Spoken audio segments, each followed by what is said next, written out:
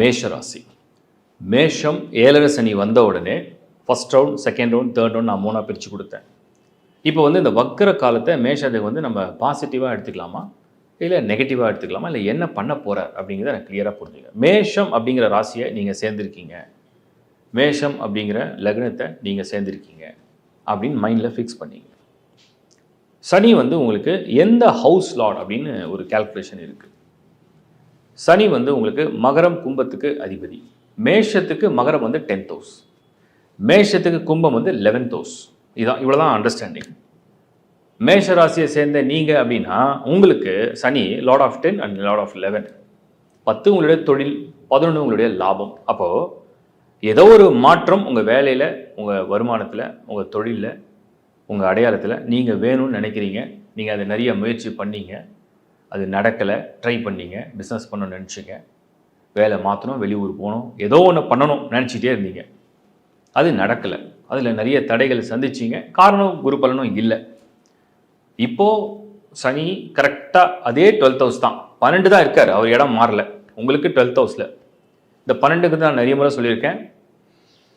அலைஞ்சி திரிஞ்சு ஓடி ஆடி சுற்றி வளைச்சி நடக்கிற பலன் தான் அந்த 12th ஹவுஸ். 12th ஹவுஸ்னாலே விரயம், நேர விரயம், உங்களுடைய உடல் உழைப்பு, உங்களுடைய பொருளாதாரம். அப்போ அந்த இடத்துல சனி இந்த முறை வக்ரம்னா அப்படியே பின்னாடி போகிற மாதிரி தெரியும்.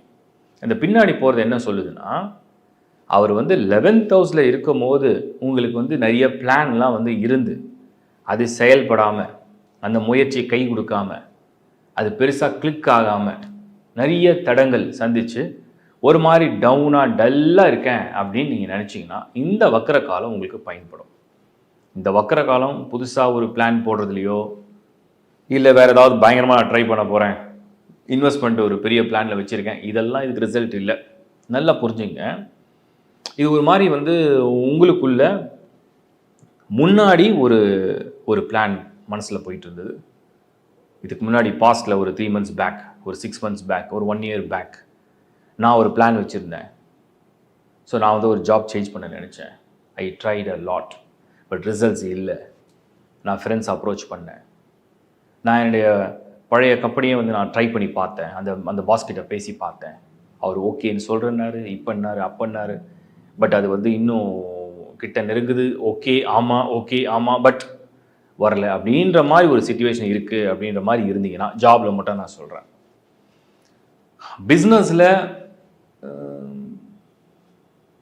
ஒரு பெரிய ஐடியாலாம் வச்சு ட்ரை பண்ணி ஒரு ஃப்ரெண்ட்ஸோடு சேர்ந்து பண்ணலான்னு நினச்சிருந்தீங்க, பட் ஒன்றுமே நடக்கலை அப்படின்னு ஒரு ஐடியா இருந்ததாலும் சரி,